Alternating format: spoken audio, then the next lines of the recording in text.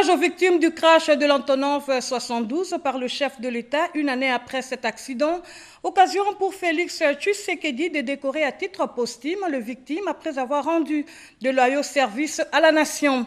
Le gouvernement de la République, déterminé à éradiquer le phénomène Kuluna Kinshasa, la deuxième vague de ces bandits urbains a quitté Kinshasa aujourd'hui pour Kanyama Kasese. Mesdames et messieurs, bonsoir et bienvenue dans Soir Actualité.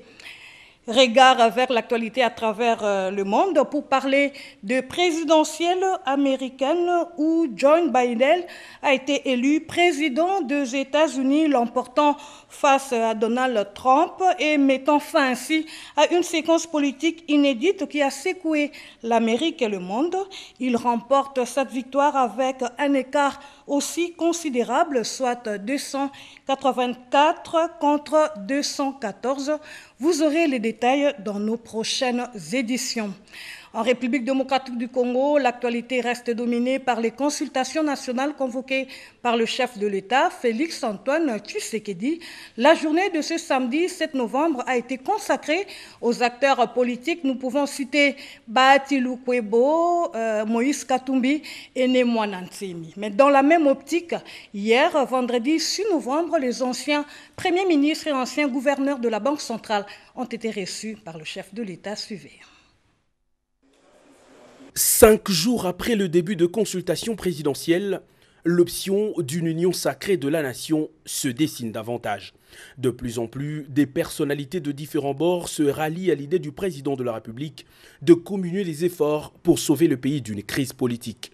Lola Kisonga Jean-Pierre, sénateur et membre du Front commun pour les Congos, reçu ce jour par le chef de l'État, a selon se dire privilégié l'intérêt du pays au détriment des sensibilités de sa couleur politique. Je l'ai affirmé dans mon acte d'engagement, de demeurer dans cette vision du chef de l'État, de construire une union sacrée qui élargit la base des réflexions et la base des énergies à développer pour mettre en place de nouvelles politiques publiques qui vont gouverner demain cette nation. Et notre population attend beaucoup de ces consultations nationales. Elle ne doit pas donc être déçue. Et j'ai senti du chef de l'État, de l'échange que nous venons d'avoir, une détermination à pouvoir conduire ces processus jusqu'à atteindre ces objectifs. Dans les couloirs du Palais de la Nation, des figures emblématiques sont aperçues à chaque minute. Léon Kengo Adondo, ancien président du Sénat, a lui aussi été reçu par le chef de l'État, Félix Antoine Tshisekedi Tshilombo. Visiblement de bonne humeur, l'ancien speaker de la Chambre haute du Parlement a apporté sa contribution à l'idée de fédérer toutes les forces possibles autour d'une vision commune. Sans commentaire, Kengo Adondo quitte le Palais de la Nation. Pendant ce temps, un échantillon représentatif des anciens premiers ministres du pays avait déjà pris place dans la salle. Sami Badibanga, Singa Oudjou et Mabi Moulumba, qui apportaient leur voix, se veulent conciliants. Parce qu'on parlait de crise politique, nous avons aussi une crise économique.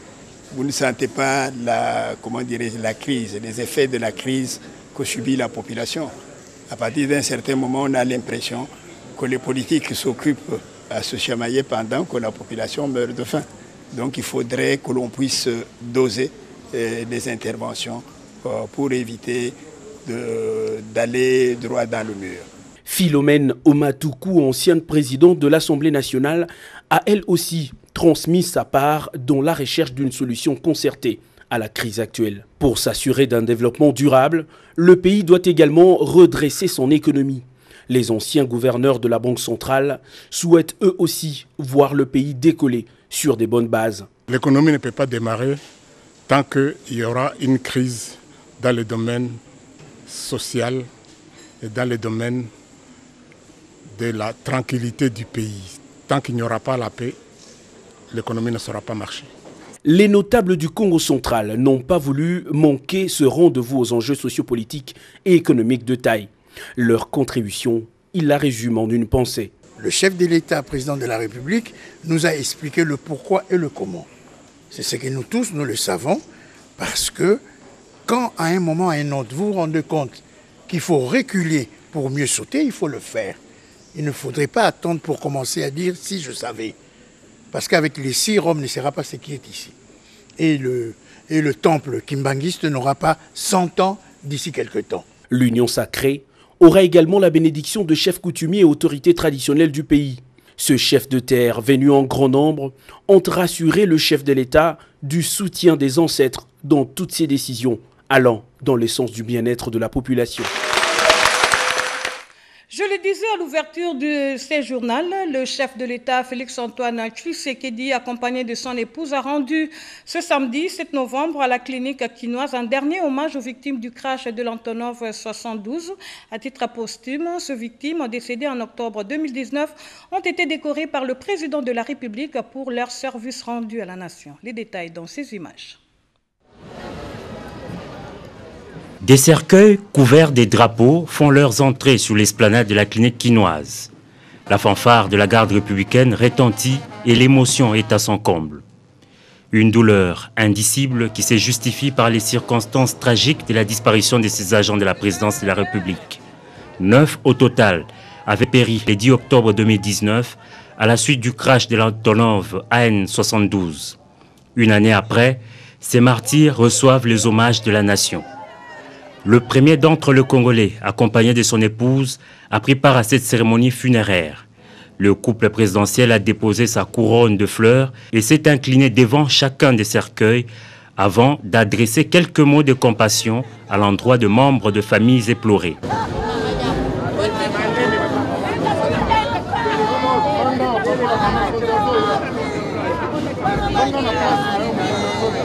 Dans son oraison funèbre, le directeur de cabinet AI du chef de l'État, le professeur Dr Eberhard Cashmere Kolongele, a exprimé au nom de la famille et de membres du cabinet toute sa gratitude au chef de l'État. Sa présence et celle de la première dame est signe de grandeur, a-t-il dit. S'en est suivi la décoration à titre posthume. Le président de la République, Félix-Antoine Tshisekedi Tshilombo, grand chancelier, a décoré les 9 victimes du crash de l'Antonov AN-72, dont 2 Russes, un Ukrainien, un Kazakhstanais, ainsi que 4 Congolais, tous admis dans l'ordre de héros nationaux Kabila Lumumba au grade des chanceliers. Une décoration faite au terme de l'ordonnance signée le 6 novembre 2020. Il faut rappeler que l'avion transportant ces martyrs avait décollé le 10 octobre 2019 de Goma pour Kinshasa. 59 minutes après, l'appareil avait disparu des radars. Après 2 jours de recherche, le reste de l'avion avait été trouvé à Kolé dans le Sankourou. Et c'est au nécropole de l'Antsélé que devront désormais résider ces anciens agents de la présidence de la République. Ils sont au total 829 bandits urbains, communément appelés Kuluna, qui vont intégrer le service national pour des travaux champêtres. Après les 300 Kuluna transférés il y a une semaine, une autre vague de Kuluna quittait Kinshasa aujourd'hui pour rejoindre leurs collègues. Décision saluée également par quelques parents qui sollicitent d'ailleurs que la même mesure pour des inciviques incarcérés dans des centres de détention soit également prise. Bouteilles de jus, pain et boîtes de sardines, quoi de plus normal pour ces inciviques de se donner de la force aux muscles avant de prendre la direction de l'aéroport d'Ndjili. Au total, 300 Kuluna ont été embarqués dans ces gros camions mis à leur disposition par les forces armées de la République. Plus de temps à perdre. Aussitôt arrivé à l'aéroport d'Ndjili, cette deuxième vague de Kuluna alignés dans une file indienne, discipline oblige, a pris place à bord de cet avion affrété à destination de Mbujimaï. De là, ces inciviques vont prendre la route pour leur destination finale, Kanyama-Kasese, leur centre de réinsertion sociale. Il ne faut pas déjà nous prêter des intentions. Les gens auraient dû chercher à venir nous rencontrer pour poser ce genre de questions. C'est-à-dire que comme les dispositions sont prises, je ne serai pas en mesure de vous dire ici que non, voilà, nous avons pris tel. Nous sommes des militaires. Mais les dispositions sont prises. Donc un centre c'est un milieu organisé, où les choses sont bien organisées, de telle manière à ce qu'il n'y ait pas d'évasion. C'est le deuxième lot, on va continuer. On continue toujours. Ce n'est pas que les Kuna ayant pris à Kinshasa, on va terminer, on va continuer à les traquer. Les têtes d'affiche, les chefs d'écurie, les chefs de bande, ils vont les prendre et les amener. Ceux qui n'ont pas de plaignants, ceux qui ont des plaignants, leur place, ce n'est pas Kanyama-Kasese. Je vous ai dit que ceux qui ont des plaignants, leur place, c'est la prison. On amène ceux qui n'ont pas de plaignants, les récidivistes. qui n'ont pas de plein air, c'est qu'on amène de l'autre côté pour leur encadrer. Plus de 800 Kuluna avaient été interpellés par les services de sécurité dans la ville de Kinshasa et 600 vont dans un premier temps rejoindre ces centres pilotes de Kanyama-Kasese. Et si vous ne le savez pas, il existe bel et bien une coordination de lutte contre le phénomène Kuluna à Kinshasa. Elle s'occupe également du recadrage de ces jeunes bandits. Plusieurs d'entre eux se sont mués au cantonnage. Aujourd'hui, ils ont procédé à l'assainissement de la ville de Kinshasa, nous dit Jessica Bassele. Ils sont plus de 300 à tourner les dos au banditisme de la rue. Ces jeunes ont adhéré volontairement à la coordination de lutte contre le phénomène Kuluna, dirigée par Jean-Marie Lukulassi. Cette organisation travaille en collaboration avec le commissariat provincial de la ville de Kinshasa. Voilà, soit Bokeli G24, Bokeli Ngabotiki Mobulu, soit Général Kassongo, Aya Kangibino Kanyama-Kasese. Batubokata ba machette, batubobeta kaza famille na bino. Ce samedi, ces fauteurs de troubles d'autrefois se sont adonnés à l'assainissement de la ville. Balais, pelles ou autres outils sont désormais des armes de ces jeunes, ceux pour le bonheur de la métropole. Cette jeunesse a aussi pour mission de prêcher la paix dans différents quartiers de Kinshasa, des médiateurs en vue de la restauration de la quiétude. Voilà la mission confiée également à ces jeunes. La coordination de lutte contre les phénomènes Kuluna, initiative du président de la République, vise la transformation intégrale de cette catégorie de la population. Ce samedi, l'opération Salongo a été supervisée par l'encadre spirituel de la dite organisation. Il y a peu, de jeunes auteurs de l'insécurité dans la ville de Kinshasa ont été transférés à Kanyama-Kasese.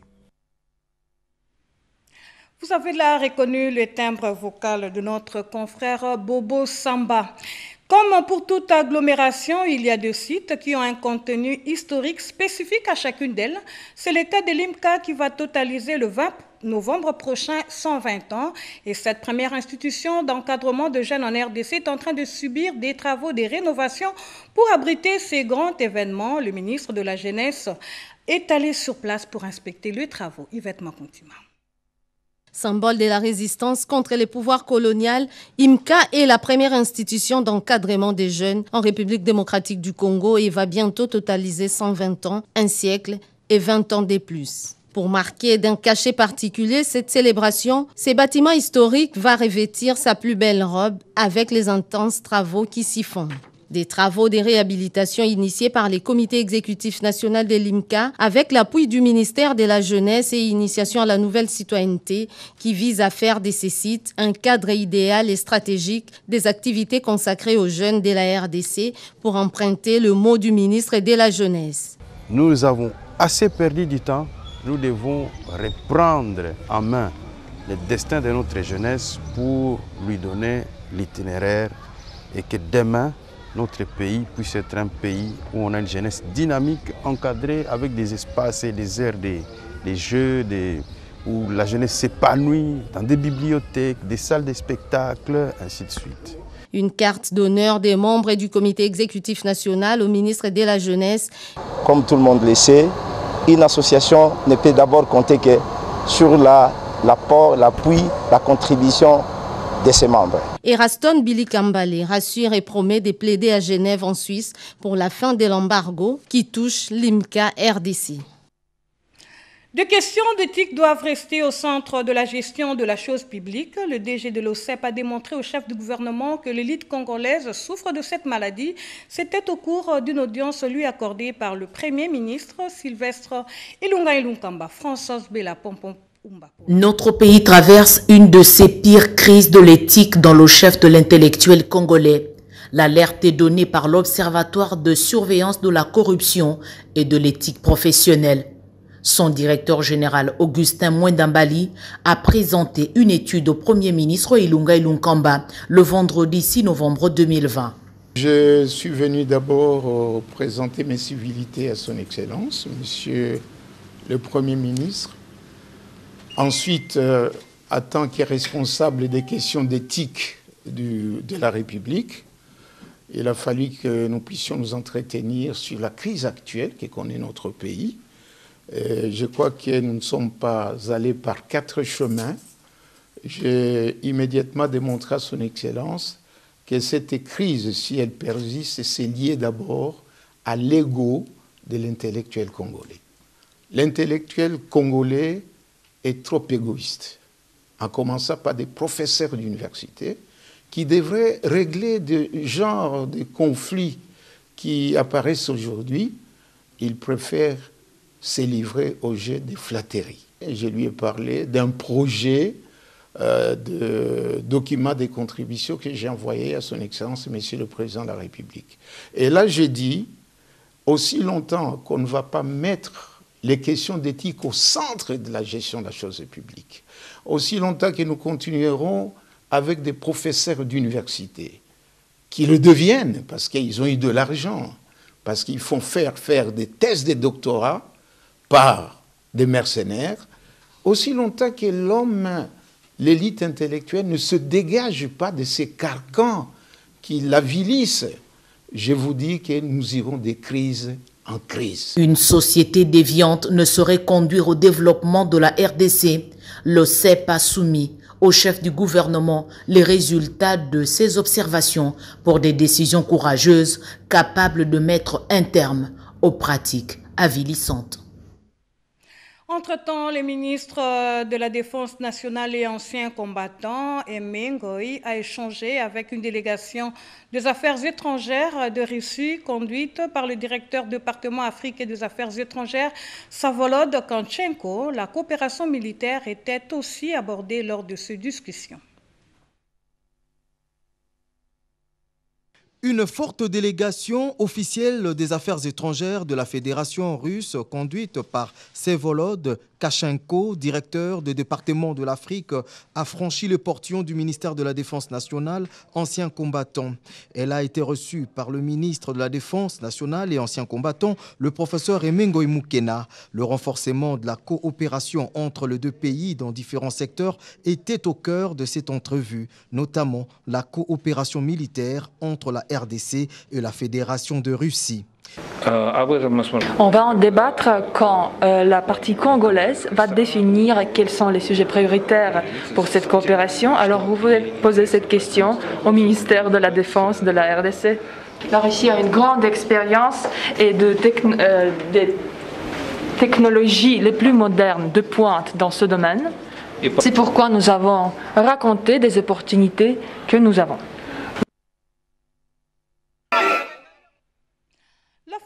À l'intention des experts en administration de finances appartient désormais au passé. Cette fin de session exercice 2019-2020 appelle ainsi à l'ouverture de la session 2020-2021, occasion pour le ministre des Finances Sélé Yalagouli de présider cette double cérémonie. Guy Matundo Skambal et Ricky Nzuzuloya pour le reportage.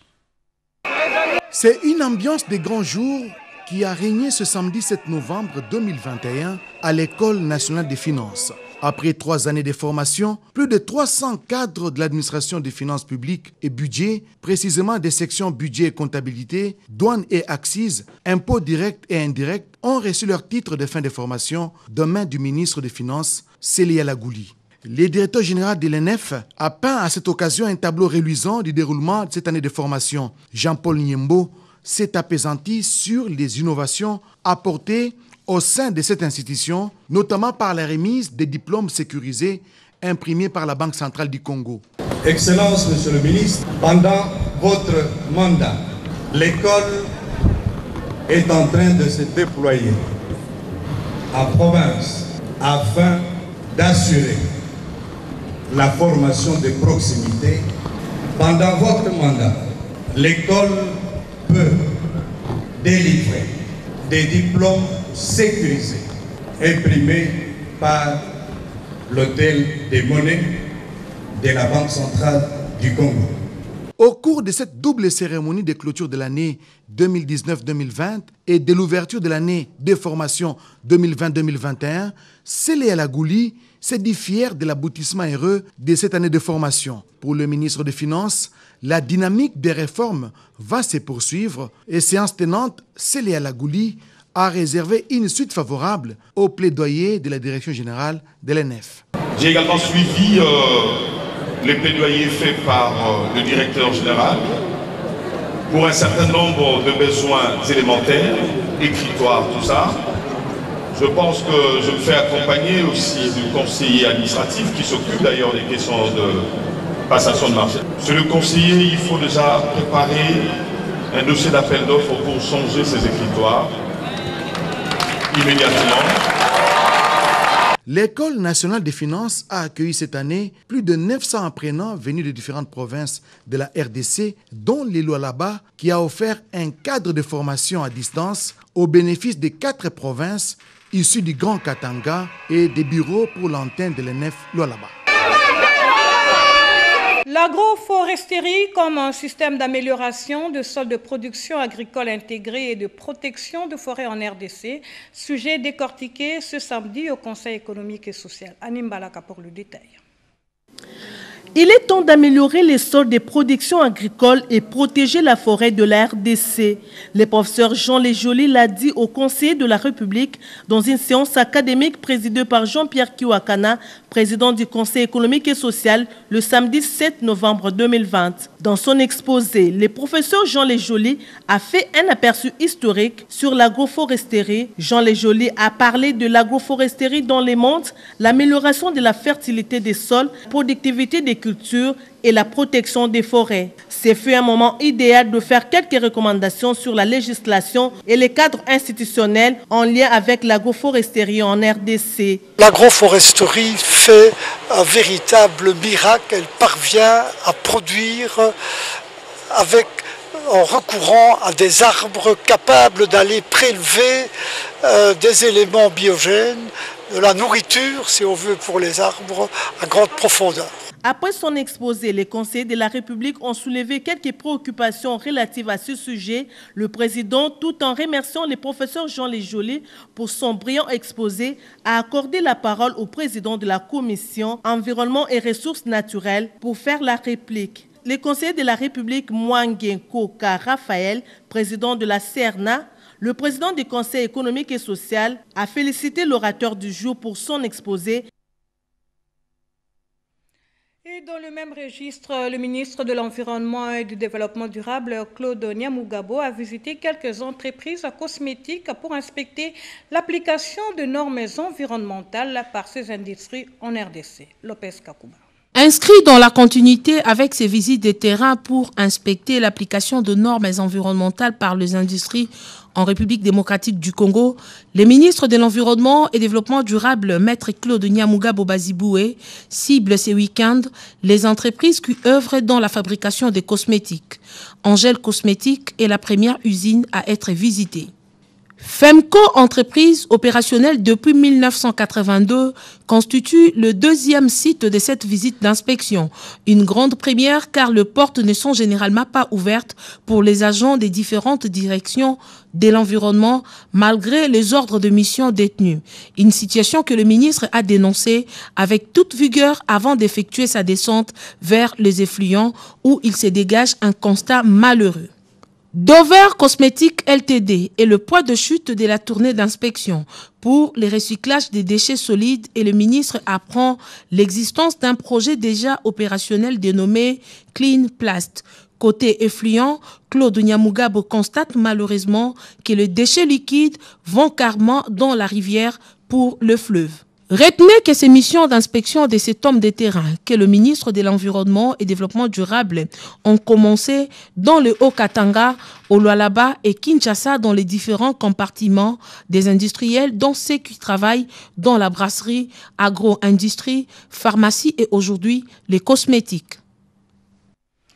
Le Fonds national d'entretien routier, FONER, envisage la remise en service de postes de contrôle de produits pétroliers et postes de péage, et ce après leur fermeture suite à la suppression de barrières à travers la RDC. La question a fait l'objet de l'entretien entre le DGAI du FONER, Georgine Selemani, et le gouverneur du Congo central, Atou Matoubouana. Atou Matoubouana, gouverneur du Congo central, chez Georgine Selemani Toulia, directeur général d'intérim du FONER. Le gouverneur du Congo central, dont la province est bénéficiaire du récent financement d'entretien routier et de voirie, a salué les gestes du FONER. Les bonnes routes renforcent la mobilité, un facteur de croissance économique dans cette province stratégique, a souligné son gouverneur. Les routes sont bien faites, ça a un impact très très positif sur le mouvement de la population et sur les retombées économiques aussi des entités bénéficiaires. Les postes de contrôle des produits pétroliers ainsi que les postes de péage phonaire fermés lors de la suppression des barrières à travers le pays pourraient renaître. Il y a quelques temps, des mesures avaient été dictées par le chef d'État pour supprimer toutes les barrières à travers les routes dans l'ensemble de la République. Mais dans cette vague, les postes de perception des phonaires étaient emportés. Et nous avons échangé autour de ça. Nous avons demandé à ce que Madame puisse nous saisir officiellement pour que nous puissions réfléchir ensemble comment réinstaller les deux postes de contrôle des phonaires en provenance de Kassangoulou et Mantin.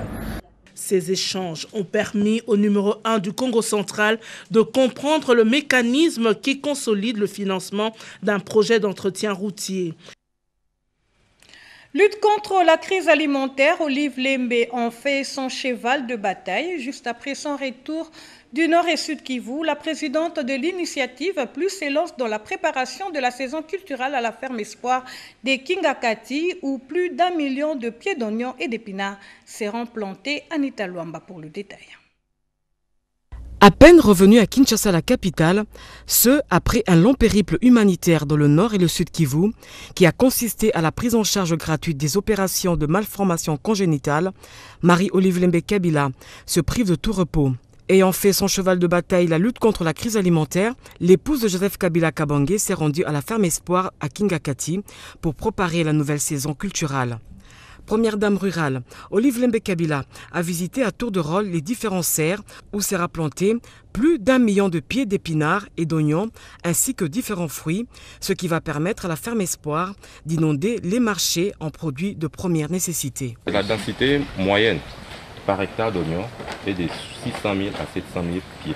Les variétés améliorées à forte densité, il y en a aussi et ça peut atteindre facilement 1 million.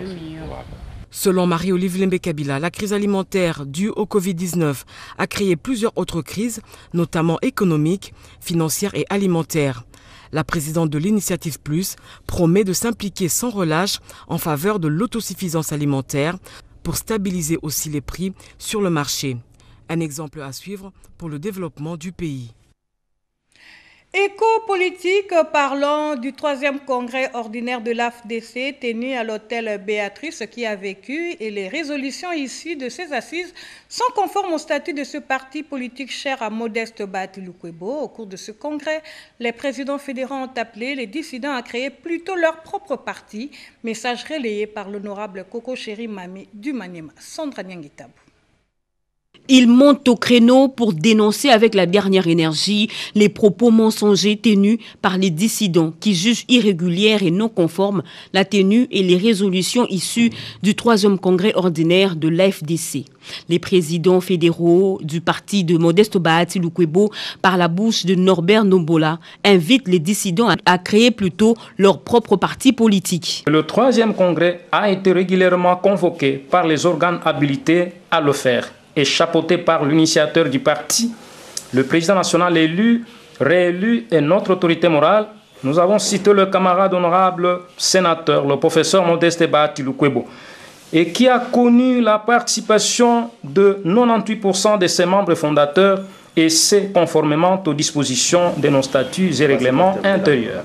Eu égard à ce qui précède, nous demandons de cesser de parler désormais au nom du parti politique AFDC, car ils n'ont plus mandat, ni titre, encore moins qualité, et de créer leur propre parti politique.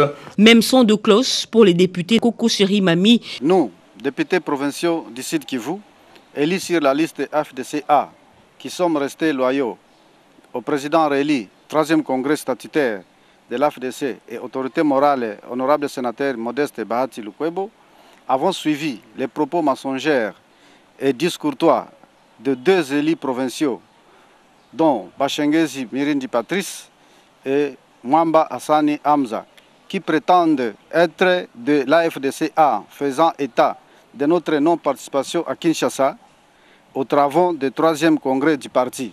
Nous informons l'opinion nationale et internationale en tant qu'élus disciplinés et respectueux des textes légaux du parti AFDC et dûment dotés de qualité avons-nous tous, 7 députés provinciaux de l'AFDC à Sud Kivu, participé aux travaux du 3e congrès de l'AFDC et porté nos voix aux différentes résolutions prises par les congressistes en vue d'un avenir radieux de notre cher parti AFDC. Entre-temps, les consultations nationales convoquées par le chef de l'État, une initiative louée par la population et la députée nationale Henriette Ouamou, n'est pas en reste.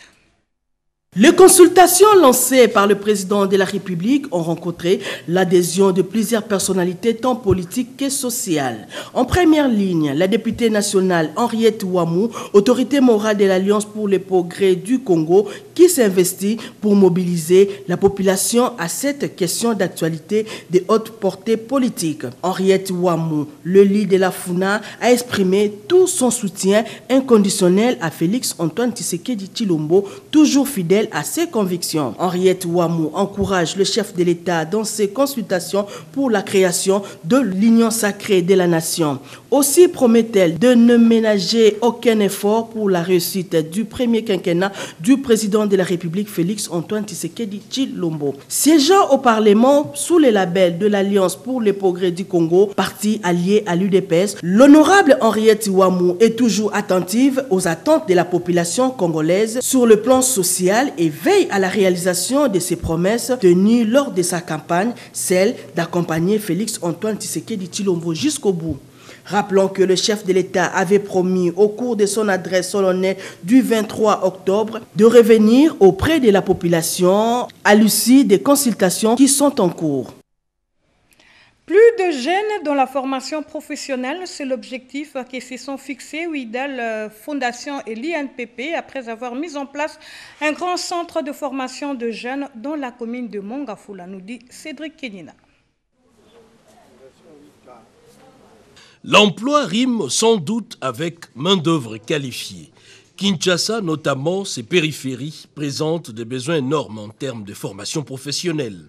C'est à ce titre que l'Institut national de préparation professionnelle et Ouidal Foundation viennent de mettre sur pied les centres Ouidal Training Center dans la commune de Mongafula, précisément le quartier Matadi-Mayo. Rendre la jeunesse utile dans les 4 districts que compte la capitale, c'est le but poursuivi. La coupe et couture, l'informatique et ses notions avancées, nettoyage des surfaces, l'hôtellerie, autant de filières professionnelles pour garantir l'autonomie des jeunes, comme l'explique si bien le sénateur Guy Luando. Et nous avons dit que pour matérialiser ces volets de la formation professionnelle, il était plus que important et impérieux que nous puissions avoir nos propres centres de formation qui appartiennent à 100% à la Fondation Ouidal parce que, comme vous le savez, depuis que nous avons commencé à fonctionner, on fonctionne en termes de partenariat avec des centres extérieurs. Et au niveau du directoire, nous avons estimé qu'il fallait que nous ayons nos propres centres de formation acquis à 100% pour le compte de la Fondation Ouidal. Et ça, c'est le tout premier centre. L'ambition est de s'installer dans tous les 4 districts de la ville-province de Kinshasa pour faire bénéficier à nos membres de formations en informatique, en coupe-couture, en esthétique, en hébergement. Oui, c'est la Lukunga, vous savez, c'est l'un des districts assez importants de la ville-province de Kinshasa. Et puis, c'est aussi, nous avons une forte demande de nos membres inscrits qui ont des tartes qui veulent suivre ces formations. Nous avons dit, écoute, autant commencer par la Lukunga et nous allons nous étendre ailleurs. Lukunga en premier, Ouidal Training Center. On en parlera d'ici peu dans les Tchangou, la Funa et Moamba. Les jeunes femmes du Nord Kivu veulent amplifier leur voix et leur représentation dans les sphères de prise de décision dans le processus de paix et de développement. Un atelier s'est tenu à Goma à ce sujet avec l'appui de la Suède. Le projet Tufaulu Pamoja entendait réussir ensemble a fait l'objet d'un atelier à Goma, au Nord Kivu, ayant réuni des femmes membres du mouvement Rien sans les femmes et autres plateformes provinciales des jeunes. Organisé par l'ONG CAFOD, Caritas d'Angleterre, avec l'appui de l'ambassade suédoise. Le projet Tufaulu Pamoja vise à contribuer à l'amplification de la voix et la représentation des femmes et des jeunes dans les sphères des prises de décision dans le processus de paix paix et de développement à tous les niveaux en RDC. 2 jours ont été mis à contribution par la participation active des femmes et jeunes ciblés dans le cadre du dit projet. Ils promettent de vulgariser les acquis de cette formation pour un changement au sein de la communauté. Personnellement, je viens d'apprendre encore une fois et très renforcer en capacité sur les programmes SADI. Le programme SADI qui est un programme qui est basé sur la sûreté, la dignité, l'accessibilité et l'inclusion de toutes les couches dans différents projets. Et à l'issue de cette activité, on est en train de parler sur un nouveau projet dénommé Tufa Olupa Moja, qui consiste à amener toutes les couches, toutes les parties prenantes à arriver à l'accès, à avoir accès aux instances de prise de décision. Ma contribution en tant que jeune fille, en même temps en tant que femme, serait de sensibiliser et d'informer d'autres jeunes de cette belle et nouvelle approche, mais aussi informer aussi à plusieurs organisations, donc vulgariser ou restituer ce que je venais d'apprendre ici. Donc au travers de moi, il y aura plusieurs personnes qui seront mises au courant de ce qui s'est passé ici. Selon Eddy Makila, chargé du programme Gouvernance à CAFOD, le projet cible 8 provinces, à savoir Kinshasa, le Sud Kivu, le Haut-Katanga, Tanganyika, le Kasaï oriental, la Chopo, l'Ituri et le Nord Kivu. Et il s'inscrit dans les priorités actuelles du gouvernement congolais, en particulier en ce qui concerne la lutte contre la pauvreté, le rétablissement de la sécurité dans le pays et le travail avec la jeune génération. Le FCC est en retraite politique d'évaluation depuis ce samedi en scellé. De questions politiques qui dominent la scène politique congolaise seront analysées et tenteront de trouver des réponses par des participants. Odilon Kayuma est tête de la partie. Dans la commune de Lansele, précisément à Safari Beach, lieu très calme où le Front commun pour le Congo FCC tient du 6 au 8 novembre 2020 sa deuxième retraite politique, assise auquel participe le chef des regroupements et des partis politiques.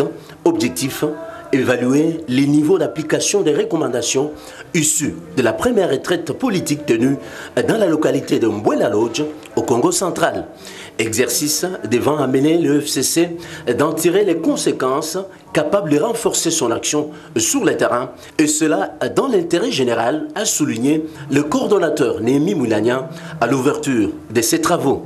L'évaluation de la mise en œuvre des recommandations de la première retraite s'impose comme une étape nécessaire qui devrait permettre aux participants aux présentes assises de mesurer la concrétisation de nos engagements communs.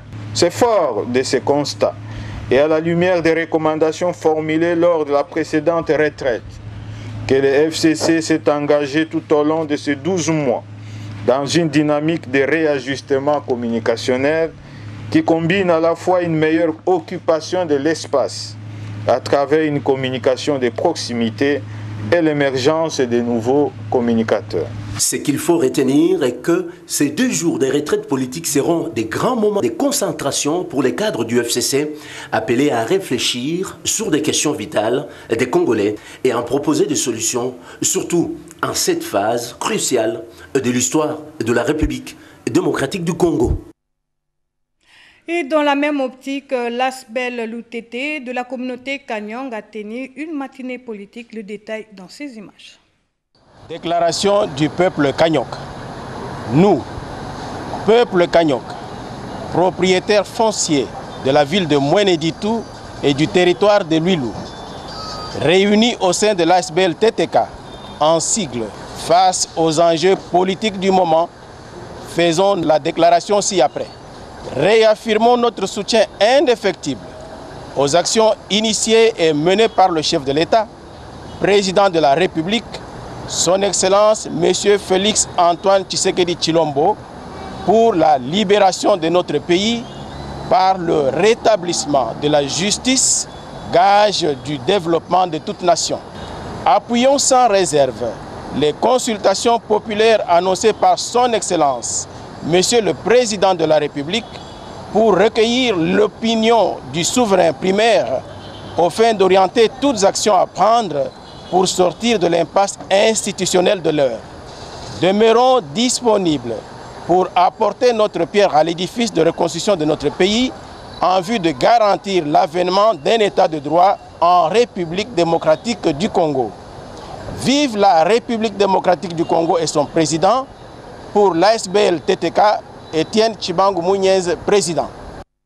Et nous allons boucler ce journal par le conseil d'administration de la Société nationale des hydrocarbures du Congo qui a tenu sa session extraordinaire. Au cours de cette réunion, deux stratégies pour redynamiser cette entreprise ont été envisagées. Dans les soucis de poursuivre des séries de réflexions sur les stratégies à mettre en œuvre pour la redynamisation de la Société nationale des hydrocarbures du Congo, que s'est tenue une session extraordinaire du conseil d'administration sous l'œil vigilante de Hubert Miyimbi, directeur général de cette entreprise. Au cours de cette réunion, plusieurs recommandations ont été adoptées pour le développement intégral de la Sonahydrac. La volonté clairement affichée par le président de la République pour doter la Sonahydrac de tous les moyens nécessaires pour qu'elle puisse occuper la place qui lui revient. Depuis 2015 que la société, dans le temps elle s'appelait Cohydro, qu'elle a changé de nom. La Sonahydrac est la société nationale qui, à l'instar de la Sonangol en Angola, de la Sonatrach en Algérie ou d'autres au Nigeria et au Congo-Brazzaville, sont le prolongement de l'État dans le secteur des hydrocarbures. Donc cette volonté clairement affichée par le président de la République doit se traduire par des politiques plus ambitieuses de la société pour montrer clairement qu'elle devient le bras de l'État dans le secteur des hydrocarbures et que la société affiche l'ambition de quadriller tous les territoires nationaux. Donc nous sommes dans cette réflexion. Nous sommes toujours en train de faire le point sur l'évolution des contacts qui sont pris ici et là pour effectivement traduire dans les faits cette volonté du président de la République. Il s'y est de noter qu'au cours de cette session extraordinaire, les membres du conseil d'administration ont félicité énormément le président de la République, Félix Antoine Tshisekedi Tshilombo, pour son soutien au bon fonctionnement de cette entreprise.